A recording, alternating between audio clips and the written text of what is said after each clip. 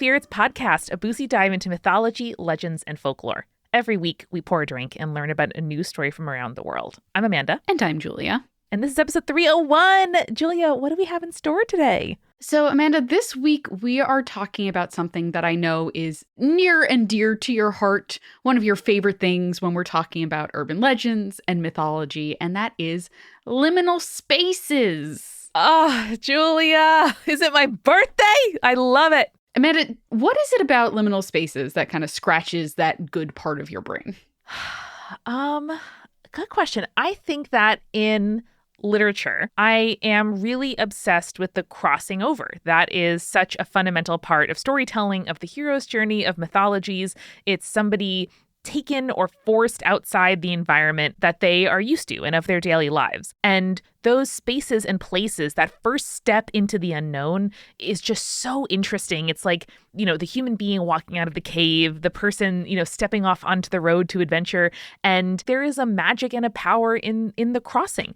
And whether it's, finding a book in a library that teaches you how to be a wizard, or stepping into a wardrobe and it takes you to a magical world, like that, I think had such power over me as a kid who wanted to escape and find somewhere different, and loved the idea that if I could just kind of close my eyes and wish hard enough, I could open my closet door and there would be some Snow and Mr. Tumnus, waiting there behind it. Or that I could open a letter and it says something magical, or open a book and there are words and validation there that I am more special than my circumstances tell me I am. And as an adult, just more and more, I get interested in those signifiers, in the thresholds, in the places and spaces where we get to be a little bit different, a little bit queer, a little bit outside, a little bit shifted to the left. I don't know. It holds endless magic for me. And I am so enthused to talk about it today. Oh, I'm so excited. That makes me really excited. I think that you're going to find this episode really interesting because the concept of liminality, of this space of transition or limbo or thin places, the betwixt and between, is actually something that wasn't researched very much until the early 1900s. So the idea of liminality actually comes from the Latin word for threshold. And it was first established and explored by this Dutch, German, French ethnographer and folklorist named Arnold van Gennep. Great name. Fantastic. I love a van, honestly. I know. More vans than just everyone's names. So he explored liminality in his work, which was The Rites of Passage, which was published in 1909. And in Rites of Passage, he discusses how all rites of passage are kind of made up of three phases. So the preliminary, liminality, and post-liminality. So you're probably wondering right now, listening to me talk about this, like, okay, Julia, this is cool, I guess. But what does Arnold van Gennep's anthropological theories have to do with mythology and urban legends? I am already making those connections, but I am a nerd for liminality. So let's get into it, baby. So not only did he give us the name of liminality, but his work actually influenced the work of Joseph Campbell, specifically his work in The Hero of a Thousand Faces, which he published in 1949, about 40 years later, and introduced the world to the monomyth, also known as the hero's journey. And so we're seeing how the domino effect is happening here. Oh, yeah. Now, Van Gennep's definition of liminality is much different from the current conception of liminal spaces in modern pop culture.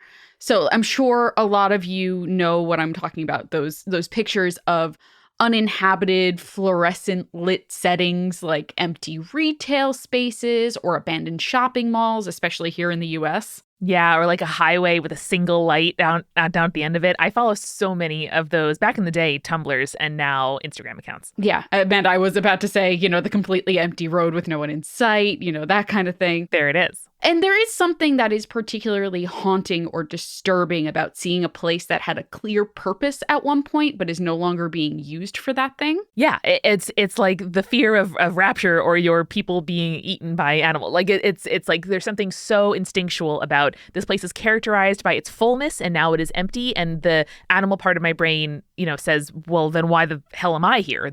Something is wrong. Yeah, it's almost like you've fallen into a place where other people don't exist, right? Exactly. The use of liminal or liminality in this regard is not the same as the framing of ritual and the hero's journey that Campbell and Van Gennep use, but they are images that are sort of visual representations of a disconnect between us and a capitalist society, more or less. So stay with me here. When we're talking about these modern conceptions of liminal space, people are not necessary for these places to exist, and they still exist even without customers, without people to consume in them or be consumed by them. Mm. If you listening to this have an opportunity to go to Reddit and check out the liminal spaces subreddit, you'll notice that pretty much any popular photo on that subreddit lacks other people in the photo.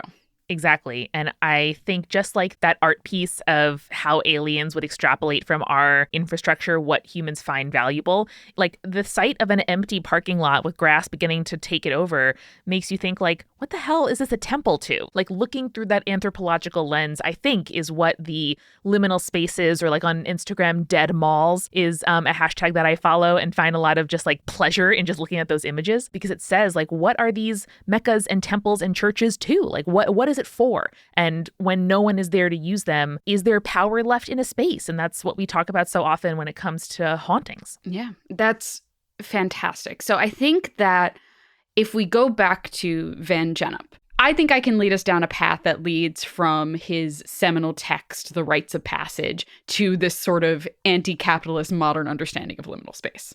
Julia, I would love nothing more. Thank you. First, let's discuss Van Gennep's core theory. So basically, what he suggests is that there are 4 categories of rites that emerge across cultures almost universally. And so here are the 4. You have passage of people from one status to another, such as childhood to adulthood. Mm-hmm. Passage from one place to another, like moving houses or moving cities. Passage from one life situation to another, such as starting school or starting a new job. And then the rite or celebration of the passage of time. So that's birthdays, New Year's celebrations, or things that are similar to that. Totally. And I think he's right in that those are pretty much universal rites of passage across humanity, right? Mm-hmm. I feel like there's always some sort of transition from childhood to adulthood of starting a new job, gaining a new title, that sort of thing. Yeah, the year, the passing of the seasons, the moon, the sun, these are ways that we give our lives structure and meaning. Exactly. Now, Van Gennep's categories can be applied to a few different aspects of anthropology, and that is what we're going to talk about. So, liminality as an aspect of ritual, for one. Liminality in folklore and mythology, of course, is something that we're also going to talk about. And then we're going to talk about thin places, which is very specific to Irish Celtic lore. And then finally, we'll talk about how these have kind of shaped our ideas of what modern liminality is. So, are you ready to get started? So tasty. You can't see Amanda and I shaking our shoulders at each other, but we are. We're ooh, ready to go, like that cat in that one gif. Yeah, a little shoulder shimmy. Can't wait. Starting with liminality as a part of ritual, I want to start with the fact that many cultures have shrines or gates that kind of act as a point or a literal threshold that one can cross into the sacred from the mundane. So for example, there is the tori, which is a traditional Japanese gate found at the entrances of Shinto shrines and are meant to symbolically mark the transition from the mundane to the sacred. As one follows the pathway representing increasing levels of holiness to the inner sanctuary of the shrine, more and more tori can be found on the path, which delineates levels of sacredness as you transition forward. Wow. So one of my favorites is actually the Fushimi Inari Shrine. So I'm going to send you a photo, Amanda. It is beautiful. And for our listeners who are at our director's commentary level on Patreon, you could also see an image of this. Oh, yeah. Beautiful. So this shrine is dedicated to the god Inari, who is the god of rice harvest, commerce, and business. But the shrine has this sort of winding path of these beautiful dark orange vermilion tori gates that lead you from the shrine to the top of Mount Inari-san. And it is just absolutely gorgeous. Like I said, if you can find a picture of it, take a look. It's truly stunning. And I think that it really does kind of feel like you are transitioning from something that is mundane to sacred, just winding down that path, right? Totally. So the tori actually may have derived from the Indian Torana, which are these sacred gateways that are similarly found in Hindu, Buddhist, and Jain architecture. And in fact, throughout many Eastern Asian cultures, similar gateways can be found. So the Xianmen in China, Iljamon in Korea, Tam Quan in Vietnam, and Sao Ching Cha in Thailand. So these are all examples of these kind of transitional gates of allowing one to transition from the mundane to the sacred. And I think that's beautiful. They're all really gorgeous. If you can look at any image of these, you can see why they feel otherworldly in a way. Amazing. While these tori are about humans passing from the mundane to the sacred, there are also like examples of the opposite. So we've talked on the show about Dia de los Muertos before, which is about honoring the dead and is a really good example of a holiday or a celebration with ritual that deals with liminality, right? Mm-hmm. During this time, just as a refresher for people who haven't listened to that episode in a while, the spirits of the dead are believed to return home and spend time with their family during the days of Dia de los Muertos. And to welcome them, families build an altar, an ofrenda, in their honor. And in some observances of Dia de los Muertos, the spirits of children are the first ones to return because it is said that they're eager to reunite with their families, and then they're joined by the spirits of the adults the next day. Mm-hmm. So in this tradition, it's actually really interesting because those who do not reach adulthood, who are like trapped in the liminal space of being children forever, they are the ones that have the stronger ability to cross back over through the veil between the living and the dead. Fascinating. So now we're going to talk a little bit more about how liminality plays a role in some of our favorite stories from like mythology and folklore. But first, let's grab a refill. Let's do it. Hey, this is Julia, and welcome to The Refill. I have my iced coffee, and I am ready to go, and I'm going to start by thanking our newest patrons. Thank you so much, Penelope, Rose, come watch my Twitch streams, Emma, Nathan, Katrina, Tiffany, Sebastian, Helen, Brannigan, Kendall, Amaryllis, Nashia, and Sakata Makalata, which, fun fact, is the most toxic plant in North America. Did you know that? I knew that. Well, I found out about it. Anyway, they join our incredible supporting producer level patrons, Alicia, Ann, Brittany, Daisy, Fruity Chick, Hannah, Iron Havoc, Jack Marie, Jane, Jessica Kinzer, Jessica Stewart, Nieselkins, Lily, Megan Moon, Phil Fresh, Rico Like, Captain Jonathan Malachi Cosmos, Sarah Scott, and Zazie, and of course our legend level patrons, Ariana, Audra, Bex, Chibi Yokai, Clara, Morgan, Sarah, Schmitty, and Beam Me Up Scotty. Now, if you listen to our episode 300, you know that we have revamped our Patreon with some exciting new tiers, including ad-free episodes. So if you're listening to this right now and you're like, yeah, I like the refills, they're fun, but I really want to just get back to the story, you can sign up at our $8 a month tier and get ad-free episodes. That sounds kind of nice, doesn't it? I'm just saying. Could be cool. Check it out at patreon.com/spiritspodcast and check out all of the new tiers that we've added and some really cool and exciting new rewards. Less new and exciting stuff, but more new and exciting in my life. I want to recommend to you a movie that I recently watched with my husband, and it's called The Unbearable Weight of Massive Talent. If you like Nick Cage, if you think Nick Cage is one of the most interesting actors of his generation, and you just want to watch a super weird meta version of him, definitely check out The Unbearable Weight of Massive Talent. It's a very fun, just like weekday movie watch, and I really enjoyed it. I'm not gonna lie to you. It was a lot of fun. Also, a lot of fun was watching the trailer for the new Percy Jackson TV series that is going to be coming out on Disney+. And if you are a fan of Percy Jackson, or, you know, it might interest you, I would recommend you check out The Newest Olympian. Join Mike Schubert, first-time Percy Jackson and the Olympians reader, on his quest to find out in The Newest Olympian if Percy Jackson is the YA series we should have been reading all along. Each week, he chats with a longtime Percy Jackson fan to cover a portion of the series. They'll recap the plot beat by beat, dive into Greek mythology of the story, and sing the praises of Percy's incredible snark. Are you a Percy Jackson superfan? You can venture down memory lane and laugh at Mike failing to predict what happens next. Or if you've never read the series and are looking for an excuse to do so, you can read along with the podcast like a digital book club. They have new episodes every Monday. Search for The Newest Olympian in your podcast app or go to thenewestolympian.com to start listening. And now a word from our sponsors.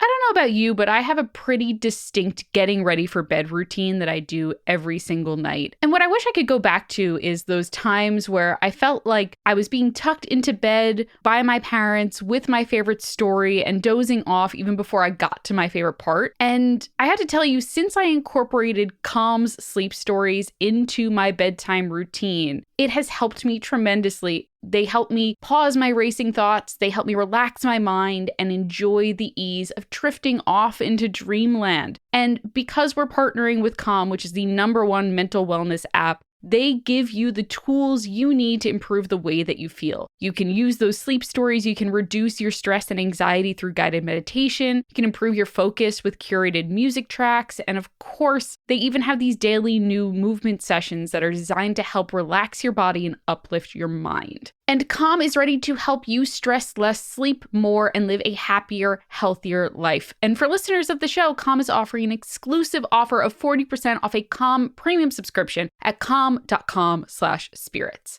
Go to calm.com/spirits for 40% off unlimited access to Calm's entire library. That's calm.com/spirits. Speaking of getting ready for bed, one of the best things in the world is my Brook linen sheets. And I have to ask you, did you know that a high thread count doesn't always mean high quality sheets? Brooklinen taught me that, and now I realize that confusing inflated thread counts don't mean much. Bigger isn't always better when it comes to bedtime. Brooklinen instead, the home of the internet's favorite sheets. They were created to give customers luxury, hotel-level home essentials. They offer everything from snuggly sheets to cozy towels and robes and loungewear, accessories, and more. And quality is super important to Brooklinen, and they go above and beyond to deliver beautiful home essentials by partnering with top-caliber suppliers and using only the highest grade materials. And that way, they make durable, better with every use products that you will treasure for years and years to come. Don't worry about, I'm going to have to replace these in 2 years because they're comfortable now, but are they going to be comfortable in 2 years? Brooklinen's sheets are comfortable. I bought mine 3 years ago and they're still so comfy, I swear. Also, if you need a total overhaul of your entire bed, Brooklinen has you covered with their all-encompassing move-in bundles. You can upgrade your entire bed with their Luxe move-in bundle, including buttery smooth sheets, plus the perfect comforter and pillows of your choosing, or you can turn your bathroom into a spa with their 13-piece towel move-in bundles. Did you know you needed that many towels? You'll want that many towels when you feel how comfy these Brooklinen towels are. So you can refresh your rest today with Brooklinen's best-in-class bedding. Go to brooklinen.com and use the promo code SPIRITS to get $20 off plus free shipping on your purchase of $100 or more. That's BROOKLINEN.com and enter the promo code SPIRITS for $20 off plus free shipping on your purchase today. Listen, have you ever felt really overwhelmed by just the amount of choices there are out there, whether you're shopping for cereal or toilet paper? There are just so many options, and it's hard to know what's best for you specifically. So when it comes to finding skincare products that actually work, it's even more overwhelming. I feel like every time I open up an article on a website that's telling me, this is the best thing for your acne, it's completely different than an article that I saw a week ago saying, this is the best thing for your acne. And it's so frustrating and confusing, and I don't know which to pick. But finding skincare products that actually works for you can be a little complicated, but that's why we're so excited to partner with Apostrophe, who is the sponsor for this episode. So Apostrophe is an online platform that connects you with an expert dermatology team to get customized acne treatments for your unique skin. Through Apostrophe, you can get access to oral and topical medications that use clinically proven ingredients to help clear acne. You simply fill out an online consultation about your skin goals and your medical history, then you snap a few selfies. A board-certified dermatologist will help you create a customized treatment plan. Apostrophe offers access to treatments of all types of acne, from hormonal acne to facial acne, even back and chest and butt acne. They treat breakouts from literally head to toe. For me, it was really nice to know that my treatment plan was coming from a real dermatologist and that the plan was tailored to me. I haven't been to a dermatologist office in several years now, and being able to just consult with someone over the internet was so stress-free in comparison to having to make a doctor's appointment, go to a doctor's office, drive there, find parking, talk to this doctor with my face in front of their face. And it's just so much easier to do it online. line. So we have actually a special deal for our audience. You can get your first visit for only $5 at apostrophe.com/spirits when you use our code SPIRITS. That is a saving of $15, and this code is only available to our listeners. To get started, just go to apostrophe.com/spirits and click begin visit, then use our code SPIRITS to sign up, and you'll get your first visit for only $5. Thank you, Apostrophe, for sponsoring this episode. And finally, now a word from our sponsor, BetterHelp. It is really hard to train your brain to stay in problem-solving mode when faced with a challenge in life. I know that for me, anytime I am faced with something that is really, really difficult, I kind of just want to run and hide. It's my fight or flight instinct, and it's very much flight-oriented when it comes to problems in my life. And this is why a therapist can help you, because they can help you become a better problem solver, and they can make it easier for you to accomplish your goals, no matter how big or how small. I know talking to my therapist has really helped with what I call worst case scenario brain, which is I think everything is going to be the worst possible outcome. And talking to a therapist has really made it clear that, hey, all past experience kind of proves that that's not the case, right? And so shout out to my therapist for helping me with that. So if you're thinking of giving therapy a try, BetterHelp is a great option. It's convenient, it's accessible, it's affordable, and it's entirely online. You can get matched with a therapist after filling out a brief survey and switch therapists at any time. When you want to be a better problem solver, therapy can help you get there. Visit betterhelp.com/spirits today to get 10% off your first month. That's betterhelp.com/spirits. And now let's get back to the show. Now, since we're talking about liminality, I was thinking about what cocktail would really embody a sort of transitionary area or something like that. And the thing that popped into my head was layered cocktails, right? So I was doing a little research because usually layered cocktails are not my thing unless someone else is making it for me, because I just want to drink the thing. I don't want to have to go through the presentation level before I drink it at home, you know? Right. But as I was doing my research, I stumbled on a recipe which is called the Vertigo, which is actually like a really simple and delicious recipe. It's just a matter of presentation again, but it looks really pretty without being super sweet and giving me an instant headache, which I appreciate because I don't want an instant headache. So it is layered lemon juice, ginger ale, Amaro, which is like an Italian bitter digestif. And it looks really nice and I like the flavors and it's good. I've been really into butterfly pea tea lemonades recently. Hell yeah. And there are many mixed drinks you can get with it as well, but even just it with lemonade is so delicious, or lemon juice. It's so beautiful. It feels like I'm a fairy, and I highly recommend it if you see it on the menu at your local Thai restaurant. Absolutely. And there are also like plenty of mocktail options that you could do for layered mocktails as well. It's all about the density of the liquids, Amanda. Did you know that? You know, I've heard of it, and I've heard that you can like use the back of a spoon and pour it and it stays layered, but I'm just like, feels like a trap and feels like a thing that I might mess up. Therefore, I don't want to try it. Feels like science, which I'm bad at. And I know. So Dr. Moya's not here. We don't talk about science right now. So with these in hand, let's take a couple of sips and we'll get into liminality in folklore and myths. Hell yeah. So the first story I'm going to mention is one that we covered really early on in Spirits, which is the story of Cupid and Psyche. Now, this story is like literally chock full of liminality, right? So Psyche, in her very essence, is stuck in this sort of limbo, right? She's too beautiful to be a human. She's not yet a goddess. When she is married to Cupid, like the literal marriage ceremony, it's portrayed as a funeral march because it is the end of her mortal life. And also her family is convinced that she is going to literally die when she gets married to this, what they think is a beast, but is really just a handsome god named Cupid. It's a metaphor for how we treat women. Yes. So their marriage is both consummated and not consummated because while they have sexual relations, she never really knows who her husband is until it's too late. Yeah.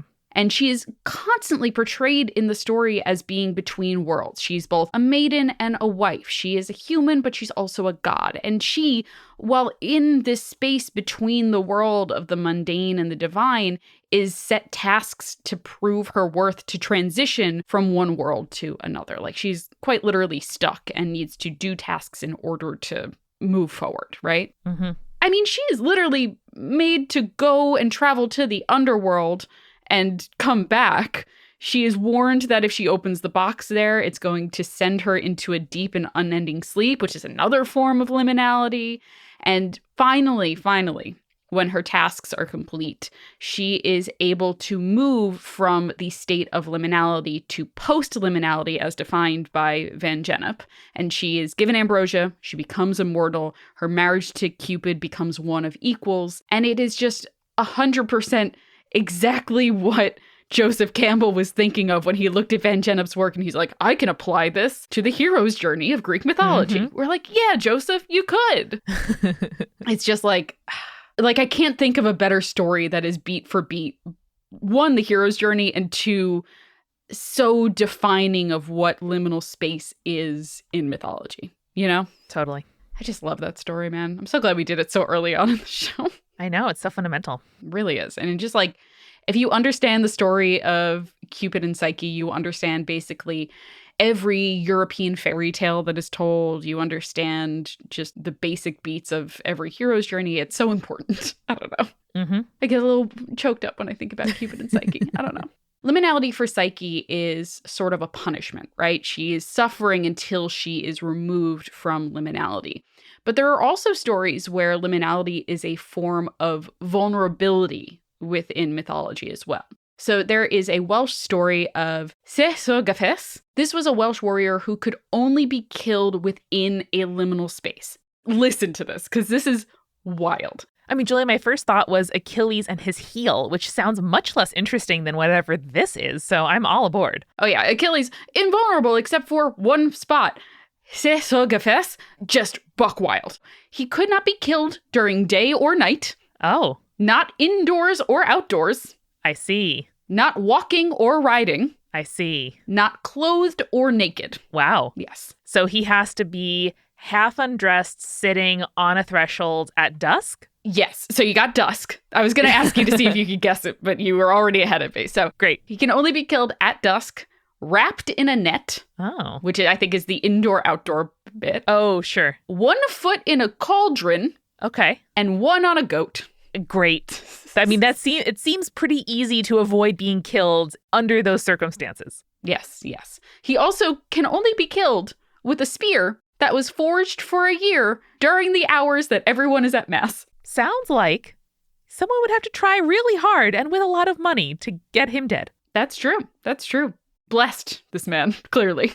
This vulnerability that, like, he must exist in the liminal space in order to be killed, while not a myth necessarily, is very similarly shared to the forest spirit in Princess Mononoke, which we've covered here on Spirits as well. Oh, yeah. Which, if you'll remember, the forest spirit could only be killed while it was shifting between forms, right? Mm-hmm. But this idea that one is only vulnerable when they are not in a definitive state is a really interesting one to me. I couldn't quite come to a conclusion as to why that was, Amanda, and I'm sure you might have some interesting insight on why you're most vulnerable when in a liminal space. It feels like somebody in motion. It feels like you are not firmly awake or sleeping indoors or outdoors. Like, think about, driving out of a tunnel and your eyes take a minute to adjust. I'm sort of thinking from real kind of practicality and a sense of like physical safety, where if your body is kind of uncertain of what's happening, then you can react less quickly and less well to a threat coming at you. And I think too, from like a psychological perspective, it feels really bad to not be able to define yourself and to be in between communities or worlds. And there's all kinds of ways in which queerness, transness, mixedness, a convert or an immigrant or a newcomer to whatever group or neighborhood you're in, makes you feel not totally one thing or another. And, our brains love pattern, our brains love category, and being without those things, even temporarily or momentarily, I think feels really vulnerable. Yeah, I 100% agree. I think that's it. And there is something to be said about knowing that your feet are firmly planted in one place or another. You know what I mean? Yeah. Also, sorry, the idea that just struck me, how many times they had to probably try to kill this guy, where they were like watching the sun either come down or set, and they're like, now, okay, just like off by a second. They're like, fuck, all right, we'll try again tomorrow. Yeah, like a director on site who, is only getting like one shot at 5 a.m. Everyone's been there since 1 setting up, and they're like, fuck, we missed it. Yes, but trying to kill a man. Right. Yeah, different stakes. Just a little bit different, I think. In terms of liminal spaces in mythology, we have to talk about the crossroads because it is a very common feature because it is this kind of in-between location. It is a physical manifestation of a decision while on a journey. So, for example, in Greek mythology, Oedipus kills his father in a place where 3 roads meet, a literal crossroads. A lot of deals with the devil in folklore are said to be made at crossroads, and practitioners of magic believe that crossroads are a powerful source of power as well. Mm-hmm. Papa Legba from Haitian voodoo stands at the literal and also spiritual crossroads and either gives or denies permission to speak with spirits of the dead.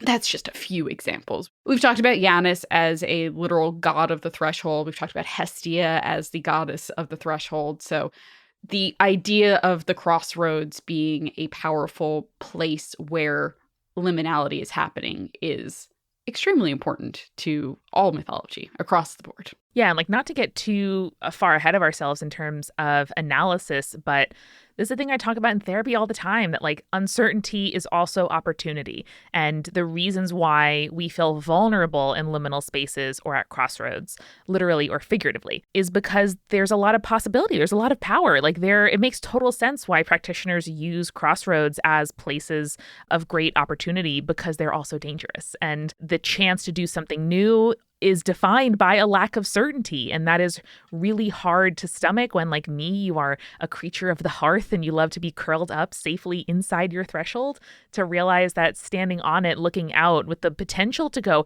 backward or forward or in a new direction on the Z axis, past the next star till wherever comes next, that is opportunity, and opportunity is scary. Yes. As I've talked about in my therapy sessions, I have worst case scenario brain. Mm-hmm. So standing at the crossroads and seeing the directions you can go in, my brain immediately goes okay, well, here's the worst thing that can happen over there. I die. Here's the worst thing that can happen over there. I also die. Oh no, they're all terrible. Mm-hmm. And then you're just stuck there. And we'll talk a little bit about the fear of liminal spaces towards the end of this episode, but I think that's a big part of that for me. So let's do it. All of these stories of liminality in folklore and urban legends feature this kind of transition, right? Psyche transitions from mortal to goddess after spending time in the liminal space. Cesar Gafes existed outside of the liminality, and existing in the liminality is a threat to him. It's the only way he can die. And of course, the crossroads, as this physical manifestation of liminal space, is a place where a decision must be made in order to transition to another phase of life, many of the phases which are represented by Van Gennep's 4 categories of rights. Tying it back Mm-hmm. here. Love it. I also wanted to talk a little bit about thin spaces, which is a concept from Irish Celtic lore. So these thin spaces are locations or sometimes times of the year where the veil between the world and the spiritual realm is diminished. So there is a Celtic saying that heaven and earth are only 3 feet apart, but in thin places, the distance is even smaller. I love being able to have a very specific distance that I have to travel in order to go from heaven and earth. You know what I mean? I think that's so funny. I love it. That's very Irish, I feel like. Mm-hmm. So it is worth noting that outside of Celtic lore, it is kind of a bit difficult to find sources of places that are considered thin places, because the experience of discovering a thin place is sort of like a singular and culturally unique one. So if you have a story of experiencing a thin place, the likelihood that you're going to share the exact location is very small. Oh, sure. Yeah, no. Why would anyone Irish tell anybody anything if they don't have to? Exactly. And especially a weird thing that happened to them. You would be you know what? Don't ask too many questions. The English would probably come and annex it. No, thank you. However, one notable thin place is that of Iona, which is a central location in Celtic culture and history and, of course, folklore. So Iona is actually often used as a symbol between Wales, Scotland, Ireland, the Island of Man, and the Channel Islands as this sort of through line for what the culture is outside of English colonialism. Iona is a real place. It is a small island that is located within the archipelago off the western coast of Scotland, and it has a reputation for being a thin place. And it is still, like, to this day, visited and not worshipped, but like it is a spiritual pilgrimage spot for a lot of people, and that is what a lot of their culture is based off of, is the tourism and also the like spiritual retreats industry. Mm-hmm. It's got a very interesting history, honestly. Like, it was during the early Middle Ages in 1563 when the Iona Abbey was established by an Irishman named Columba. And Columba was one of the 12 apostles of Ireland and eventually canonized as a saint by the Catholic Church. So for 3 centuries after the Iona Abbey was established, the island was pretty much considered the location of Gaelic like monastery culture and life, and is said to be the birthplace of Celtic Christianity. Amazing. The island also has a lot of like very notable features. There are these large stone crosses that may have been the first ones to feature the kind of round ring around the cross that is characteristic of the Celtic cross. Yeah. The monks of the Iona Abbey were mainly tasked with producing illuminated Christian manuscripts, which is my favorite type of art because it's both hilarious and beautiful. Yes, it really is. The Book of Kells, which is like... Which I've seen in person. Yes. It is considered Ireland's greatest cultural treasure, and it was created at the Iona Abbey. Friend of the show, Rowan, worked at Iona Abbey Really? for several years. I didn't get a chance to visit while he was there, but God, I want to. Was it beautiful, the Book of Kells? It was so pretty. Yeah. So pretty. Like I said, in modern day, Iona is both a destination for like tourism and spiritual retreats. It is also the burial site of 48 Scottish kings, 8 Norwegian kings, 4 Irish kings, including both the historical Macbeth and Duncan, which are immortalized in Shakespeare's play. Oh boy. That's true.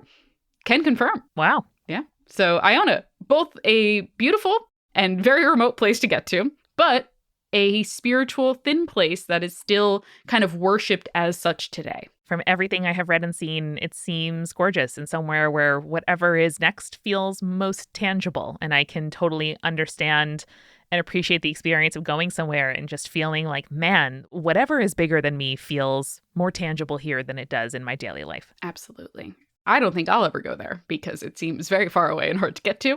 But I appreciate the historical and spiritual like value that it has. You know what I mean? Totally. Finally, I want to transition us, get it because liminality and transitions and all that, Whee! to modern liminality. So we've already discussed the kind of like anti-capitalist understanding of liminal spaces that is very current in modern pop culture. But there are some experiences that are included in our modern understanding of liminality, including commercial flight, for example. It has like a distinctly liminal flavor, wouldn't you agree? Yeah. What your mind knows is happening and what your body thinks is happening are very different. And that is very strange. And lots of places, airports, planes, casinos, really deliberately tried to dissociate you from time and space. Yeah. And it is very strange to deal with the fact that you like walk onto a vessel, you seem like you're sort of standing still for a while, and then you come out somewhere new. Yes. So I actually have a great quote from a scholar named Alexandra Murphy. She studies like commercial air flight as a liminal practice. Oh, very cool. And she says the experience of airplane travel is a modern and accessible liminal experience. You are literally suspended in the sky, neither here nor there, in a room that is in constant movement. And she also suggests that the cultural performances of flight are intended to, quote, convince us that air travel is a reflection of reality rather than a separation from it. Interesting. Isn't that dope? Yeah. Also, like, I don't know, every time I fly, it just also feels like I'm nowhere for a couple of hours. Yeah, like you're sort of between time zones. You're acting as if it's the one you left when they serve you dinner, but then 4 hours later they serve you breakfast and you're like, what? The sort of like twilight lighting, especially of overnight flights, just feels made up. And then you land and you've been, in the air for 10 hours, but you've only gone back in time by 3, or it scrambles the mind. And reminds me, Julia, of in college, I think I mentioned this on the show a couple of times before. I read the scholar called Shivelbach, who kind kind of wrote and summarized this sort of panic around trains when they were first introduced to England. Right. And people are like, moving faster than you can run will scramble your brain, and like nobody should do it. And people were so worried that through unnatural means, in quotes, like moving the human body, like the fact that things blur in front of your eyes is a signal that like your brain is going to leak out of your ears because it is going faster than, they're like, even horseback, we can make some exceptions for horseback, but going faster than horseback. I was going to say, what about horseback? Yeah, like they were so insistent that the human body could not cope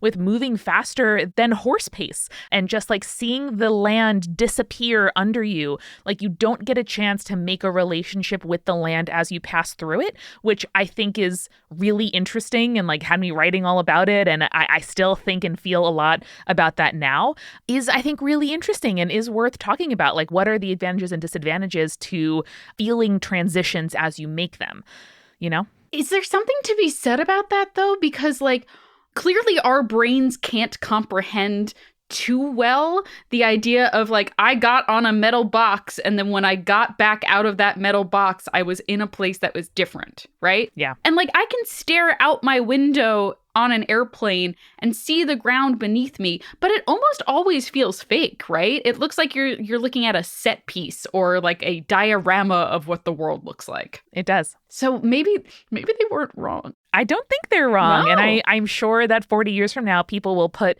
Shivelbach into conversation with scholars of, you know, alternate reality, like the metaverse and virtual reality and stuff like that. It's not getting simpler to negotiate these things as our ability to like recreate and sort of make simulacra of worlds with technology fools our brain. You know, that makes it harder. It's like the whole thing about better than HD movies. And like at a certain frames per second, when movie cameras capture images better than your eyes can, it looks false. Yeah. It's truer, but it looks false because we can only perceive things as well as our body lets us. Yeah. And I think there's also something to be said about your brain expects certain things.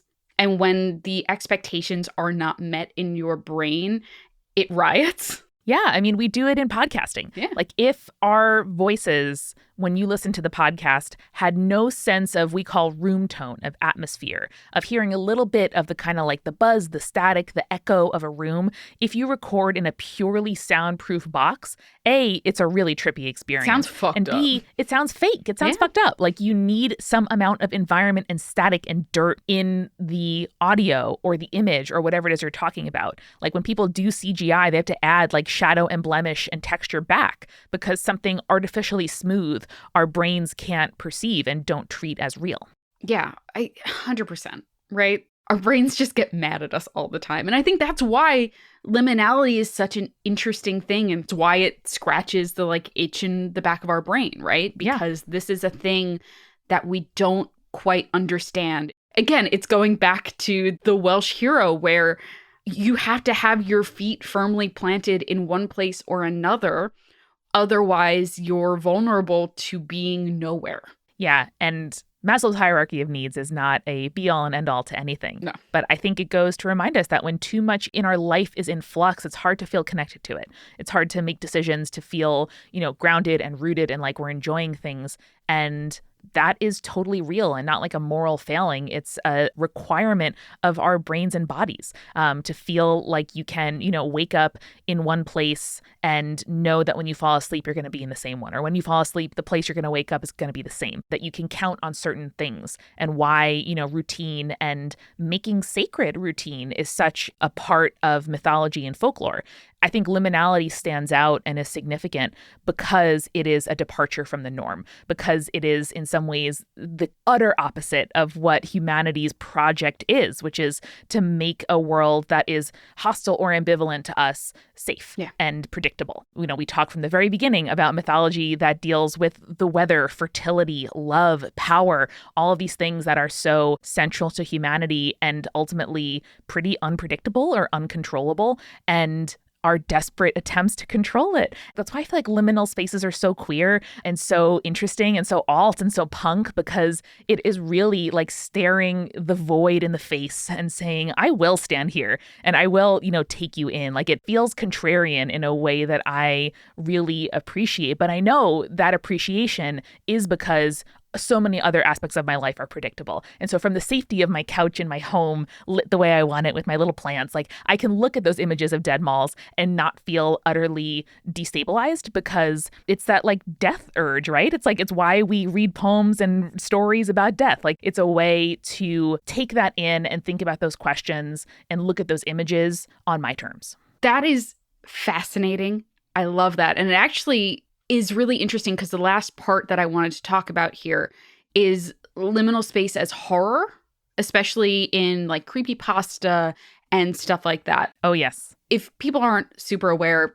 all of the like subreddits and the Instagram stuff of these like dead malls and stuff like that are like very often used as fodder for... It's creepy. Yeah. It is creepy. Yes, absolutely. The one concept that I wanted to talk about is in 2019, the creepypasta boards kind of invented this concept of the back rooms. Oh, Julia, delicious. Yes, my mouth is salivating. So for people who don't know the back rooms, these are liminal spaces that are described as seemingly endless collections of walls, rooms, and halls of like empty, like either gray or yellowing walls, washed out fluorescence, reminiscent of kind of abandoned warehouses and abandoned offices and stuff. Yeah, or like a hotel banquet room that's empty, Yes. or like an auditorium in your school when no one's in it. But there is, I'm sure you're going to mention it, like a famous kind of Twitter thread or Reddit thread of a guy kind of, which I think was dramatized, but was really effective. Right. Like going to the bathroom in a conference and then like walking for miles and somehow appearing on, like he was on the 8th floor and started on the 1st, like everything disconnected. And then suddenly, he was able to get in touch with somebody and you're like, oh yeah, I'll open the exit door. And then that's where it was. But it wasn't there before. Exactly. That's the one that I was also thinking of when we were talking about that. But these spaces are kind of supposed to be like barren of meaning and emotion. They're crossover spaces. They are uncomfortable because no one is supposed to be in them, as opposed to kind of the liminal spaces that we were talking about earlier, which are meant to be passed through. Kind of the question that I want to pose before we wrap up is, why are we now more afraid of liminal spaces where they were once holy places, places of ritual and meaning? Why are they now scary to us? Interesting.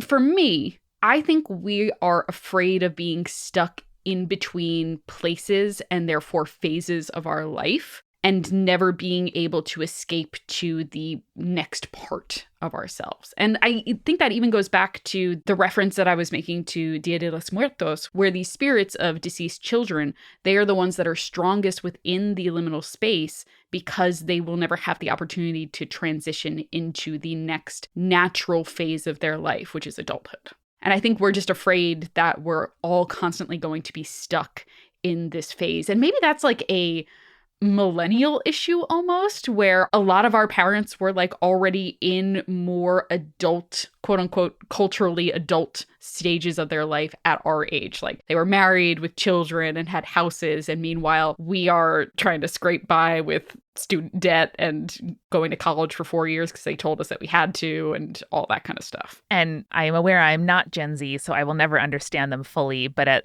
from, observing their culture, it seems like lots of them have fully just kind of let go of those expectations because they know it's not realistic for them. Whereas we, had that kind of, again, depending on like your class and resources and where you came up specifically. But I know for you and me, there was that real expectation of, get one good job that'll last you forever, hit these adulthood milestones. And just when we were about to embark on that project, it became much less possible, leaving us in a kind of like, it is the sort of like body and brain disconnect where, all of our training led us to believe something was possible. And then when it's not, you react in lots of ways, some of which is, voting for fascists, and some of which is saying like, all right, well, like this is why I've talked about before, I'm grateful to be queer, because it feels like I never held myself to those standards because I knew whatever I did with my life would look different. And so I got to say like, great, like what do I want? And you're not often kind of prompted to ask yourself that question, I feel, unless out of necessity. And I don't know, it's a great question. And Julia, in some ways, I feel like my experience of liminality is only getting fonder and fonder as time goes on. Mm-hmm. I've spent the last year becoming Jewish.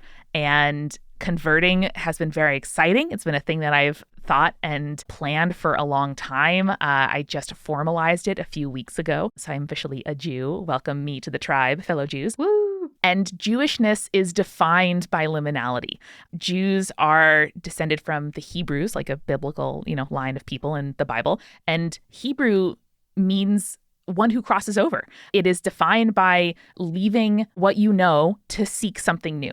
And certainly the experience of Jews in the world has often been biding our time until someone kicks us out. And so much of our ritual and our lives and our practice and our culture are all about, we know nothing's going to last. And so, what do we do in the meantime? And what do we do with that? How do we make our traditions portable? How do we adapt to the culture of where we're at? And is that important? What defines being Jewish in a new place, and how do you plan for that? And so this idea of there's a phrase in the Bible and in Judaism of lech lecha, which means go from your land, go from the land, go from your father's house and the land of your fathers, basically.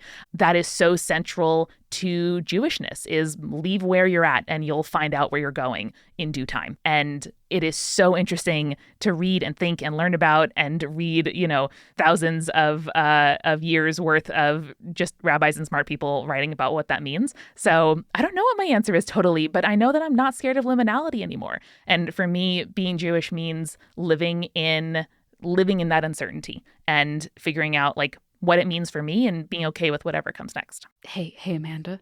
Yeah. That was a great answer. Thank you. If you're obsessed with liminal spaces and we're an English major, you might want to look into Jewishness. It's great. I have nothing more to add to that because I think that's a fantastic answer to the question of why are we afraid? And the answer is we don't have to be. It's okay. It's okay to be in transition. It is okay to not have your feet exactly set in one world or another. It is okay to exist liminally. Yeah. If you can find other people whose hands you can hold when you're in the threshold, it becomes a place of its own. Yeah. It's not, I think, the circumstances around us that make a place a place. It's knowing that we have other people where even if we are, taking shelter in a threshold or cave or a place that we're uncertain of, even if, you're not really sure what comes next in your life in whatever phase you're in, at least being able to turn to somebody else and be like, nuts, right? That is what makes your experience valid. Or not valid, but validated. That is what makes having a witness to your experience means so much. Yeah. And, looking around you at the empty rest stop in the middle of a highway with no people working there and being like, was the world raptured or am I in a liminal space? What's happening here? Having someone next to you means so much and makes that a story you can talk about later instead of existential fear that your body locks down in. So, Julia, next time I find a thin place, a threshold, a liminal spot, I'm going to give you a call and be like, Julia, you'll never guess what I found. Yeah, and I'll respond on the phone. I'd say, Amanda, stay creepy. Stay cool.